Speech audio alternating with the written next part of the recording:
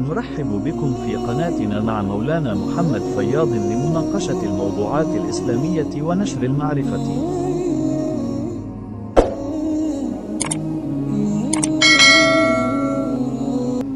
دغه بابا وګورئ عزتمندو مسلمانانو، موږ دپاره څونه هیلې ساتو، څونه بانې ساتو، څونه ځان مصروفه کړو، څونه خپل اهل و عیال د وجې نه، د کارونو د وجې نه خپل مونځونه اخوا دېخوا کوو، کندې ته ځان اړتو.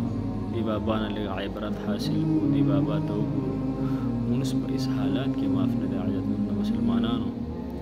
دا نه وایو چې زه به مونځ له خپې دغه کړم، ولې الله سره ملاقات نه کوي، ولې دا کرام کاتبین داسې الله مقرر کړي، ولې د الله دربار به نه لګي چې زه مونځونه قضا کوم، قصدن امدن مونځونه قضا کوم، ویده کېږم، په ځان بړستن راواچوم، کله د کار د وجې نه، کله د بچو د وجې نه، کله د نورو شیانو د مصروفیت د وجې نه زه مونځونه قضا کوم.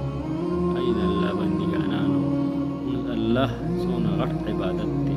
الله جل شانه اول فرض کړی، قیامت کې به اول پوښتنه کوي موږ ولې نه پوهېږو.